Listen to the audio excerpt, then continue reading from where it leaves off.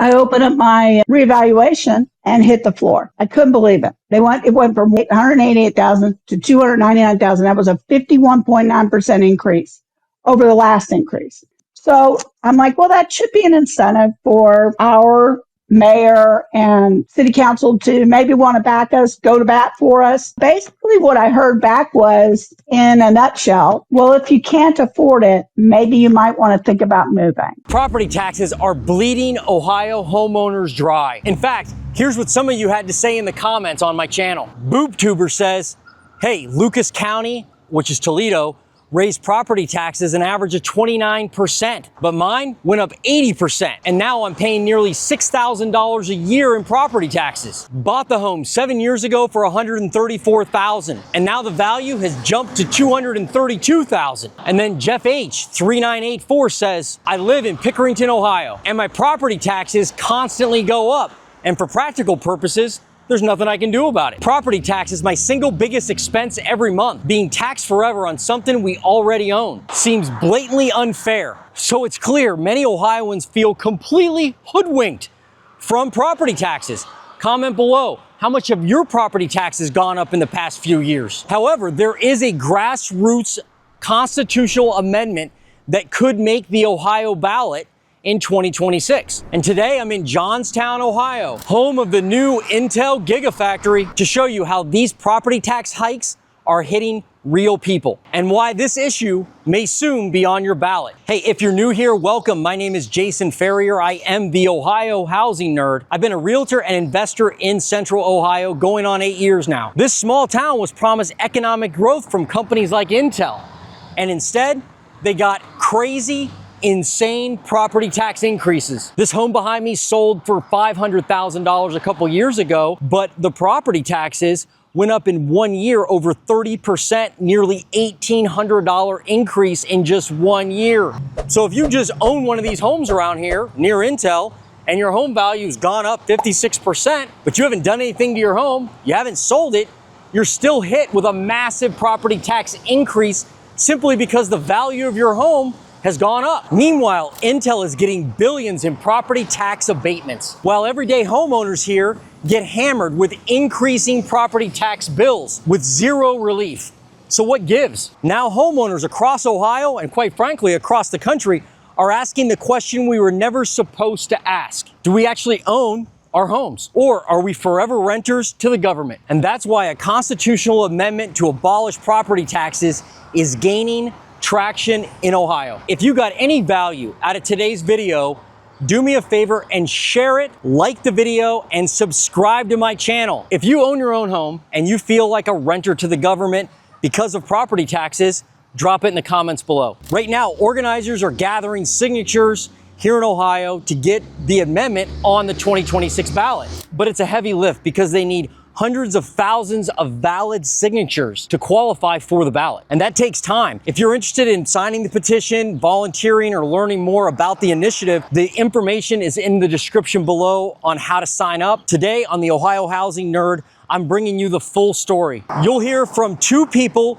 leading the charge, how the amendment works, what it means for local schools and services, and what comes next. Now, recently I ran a poll on my channel, and 68% of you said yes, you would vote to abolish property taxes, even if it meant higher income or sales tax. Would you vote yes to repeal property taxes in Ohio? Drop a quick yes or no in the comments below. Let's be clear though, nobody is saying we shouldn't fund schools or public safety, but tying the tax bill to the paper value of your home, that's what has so many Ohioans upset. But it's a good question. Where would the replacement money come from? A sales tax, an income tax, a flat bill that you just receive in the mail? That part is still up for debate, but I'd love to know your ideas. How would you replace the money to fund public services and schools if property taxes were abolished? Here's how one viewer thought we could replace property tax revenue. Christopher Emerson 2892 says, I'm originally from Ohio, but live in Virginia now. My parents lived in Franklin County and paid twice the property taxes on their home that I did. My house was twice the size of theirs, but in Virginia, we have personal property taxes on cars, trucks, boats, and these taxes support the schools. Your property taxes go to everything else, fire, police, etc. I think it's a much better system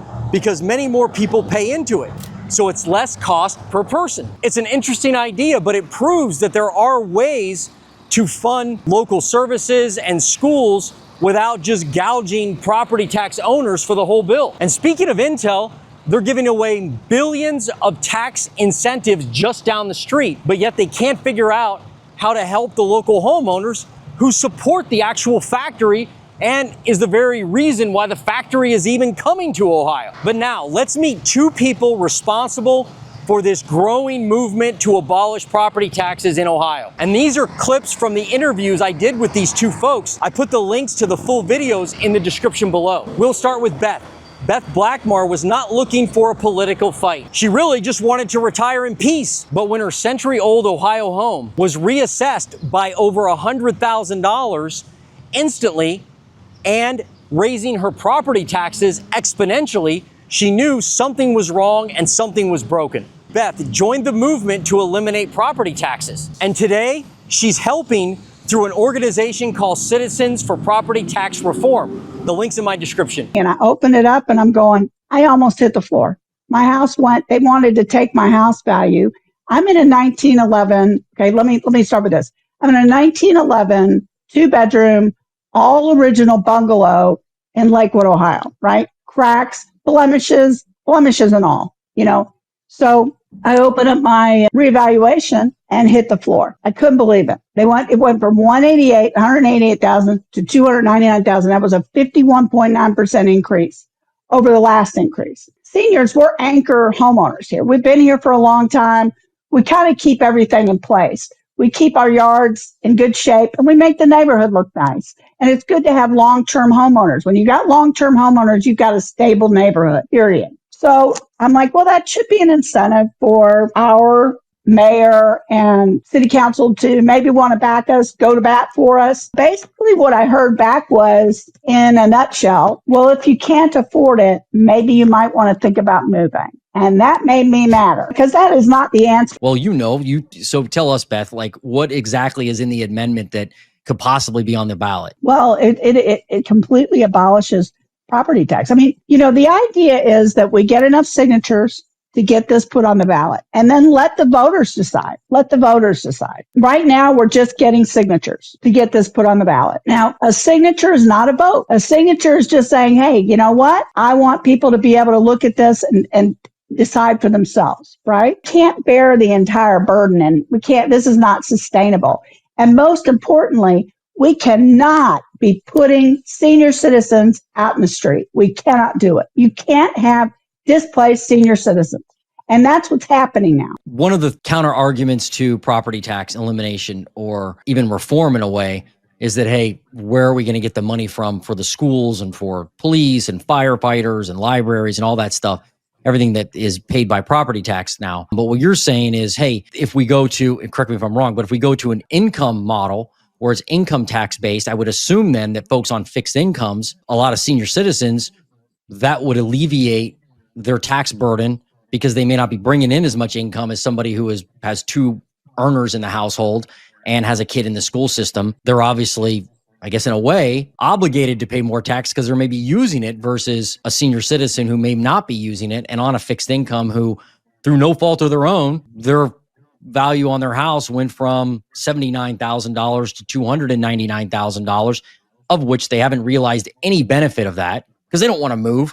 Or maybe they do, but at this point, they haven't realized any benefit. So it's really taxing unrealized. And now you're shifting that to say, well, if you make more money, you're going to pay more tax based on that income, potentially as a solution for replacing that. Is that right? Well, basically, yeah. I mean, or a hybrid. I mean, if you spend more money if you buy more stuff, if you did a sales tax model, then, or a hybrid of, I mean, there's a lot of ways that this can be done. We've actually got models. It is very doable. We've actually got models of this. It's very doable. And again, it's already built into the Ohio Revised Code. This isn't something that they'll have to reinvent the wheel for. There are seniors that are now paying more in property tax if you divide it up by month than they paid for their original mortgage. I mean, that's just really unbelievable. And when you think about young people starting out today, here's the other thing that's happening right now. Many people don't realize they didn't pay any attention to their valuations changing. They didn't. They thought it was junk mail, pitched it. They didn't pay any attention. But guess what? Their escrow adjustments are coming right now. So they're opening their mail and they're seeing, holy cow, my mortgage payment is going up by $100 or $200, and my escrow account's in shortfall because they paid the property tax bill out of it 2 months ago. So now my mortgage payment is going up. That's the next thing. I mean, this isn't just seniors. It's everybody. And, why would anyone buy a home right now? I mean, it's got to be a struggle. It is a struggle for kids, for young people to buy a home. It's just, the American dream is dwindling. I mean, it's dwindling because we're just being taxed to death, Yeah.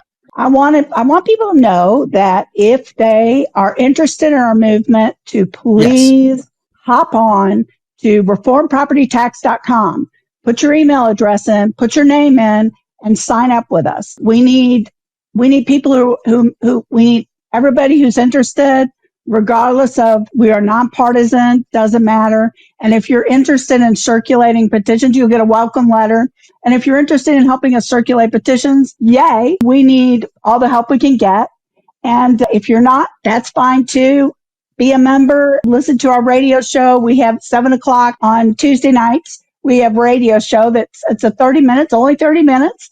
And you can hop into our website and listen live from there. But yeah. Beth's story definitely hit a nerve. Her reassessment wasn't tied to an upgrade or the fact that she refinanced or sold her property. It was just a number on paper, and now that number controls her monthly expenses through no fault of her own. And by the way, if you're a renter, you are paying these increased property taxes. As a landlord myself, I can tell you I raise my rents when property taxes go up.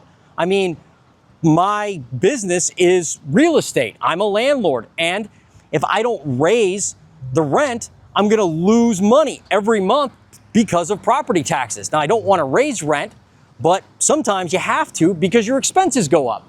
But sound off in the comments below if you're a renter and you've seen your rent exponentially increase because of property taxes. So next we have Mr. Brian Massey. And Brian is a retired CPA and one of the early voices calling out the cracks and the fraud in the system. After digging through years of public budgets, he uncovered millions of unspent tax dollars, overfunded schools, and overfunded public services, all while homeowners like him watch their property taxes skyrocket. Now he's part of a grassroots effort to abolish property taxes completely in Ohio. I noticed that my property taxes had gone up 40% in the 10 years I'd been in a home, and I said, well, this is not sustainable. Remove all property tax from every situation, right? Because a lot of people are like, this won't remove commercial property tax, or it's only for senior citizens, or they say you should have a tax on a landlord like me on a non-owner occupied home, but on an owner occupied home should not have property tax. But this amendment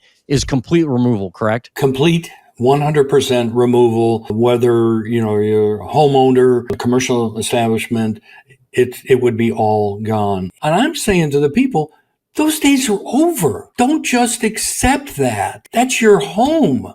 So when are we going to get a backbone and say to these politicians, it's not acceptable anymore. Keep your hands off my home. Right. Yeah, agreed. That's a great stat. I did not know that. But it's very logical. My father is retired. He's in his 80s, lives in the same house that I grew up in. He called me, well, I don't know, a few months ago and said, hey, I got my new mortgage statements. House is almost paid off. And he said, but my payment went up a lot. I wonder why. Can you help me? And it was because of insurance for a small portion, but a lot of it was property taxes. You're right. A lot of people never see it because the escrow just goes up. So they're like, oh, I guess I just have to make a payment. And if they have it on auto pay, they get a call one day from the bank saying you're late. And you're like, what do you mean I'm late? How am I late? I pay it every month, auto draft. No, it's gone up. We're talking to groups, and we've been down to Licking County, and we're talking to groups. We say, well, how many people own their home? Invariably, about 80% raise their hands. Say, well, yeah, we just paid off the mortgage, or, we now own our home. And we say, I'm sorry, but you're just a renter to the government. And when we say that, the light bulb goes on and said, Well, he's right. We're just really just renters. And that wasn't part of the bargain when I bought my home. And I'm just saying to people, at what point in time do we push back? Can the state of Ohio, do we have the leaders in the state of Ohio to say we're going to do something different? We are going to restore freedom and liberty in this state. Or are we going to be one of those states that continue to lose population where only we've got the super rich and we've got everybody else? We're speaking out on behalf of the average citizen. They're not worried about the citizens. But we got the attorney generals to say, yes, we got 1,000 valid signatures. They then sent it to the Secretary of State's office, what they call the ballot board. We did go down and we did speak in front of the ballot board. It was Secretary of State LaRose was heading up that committee, like 25-minute meeting, and they said that our constitutional amendment was one constitutional amendment. That's why we did not have many other things of how are we going to solve the problem. That would have been more constitutional amendments, which would have been more work, more signatures. We said we're going to make this real simple. We're not going to give you any property taxes. Once they approved that, and then I asked the question before the ballot board, and they said, well, we'll talk to you afterwards to answer those questions. And the questions were, and they did, the questions were, if we don't get it on the ballot for November 2025, may we carry these signatures over to 2026? And they said, yes, we can. So we then knew that we are on this path that we will definitely collect those signatures. There's been enough people throughout the state of Ohio that have been contacting us, and we're going to try to do a better job. We'll be at county fairs. We'll be at where we can collect massive amount of signatures.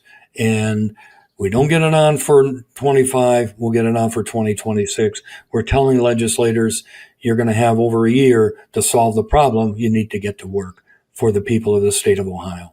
So for the folks watching this, the viewers, know that there'll be links in the description of this video that you can go to. I posted the latest locations where you can sign the petition. I posted that in a Google Drive, and I received those from Beth Blackmar. I also have Brian's contact information in the description.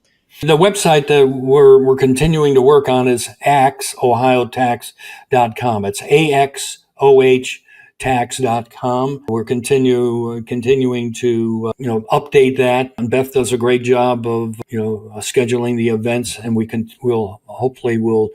continue that through the next 6 months or so. Yeah, because you have to sign it in person. You Yes. can't sign it online. I've had a lot of people say, send me the link to sign it. And I'm like, well, no, you got to go to the actual location. And If they have any questions for me directly, I created a Gmail account, stoppropertytaxes@gmail.com. So it's stoppropertytaxes@gmail.com.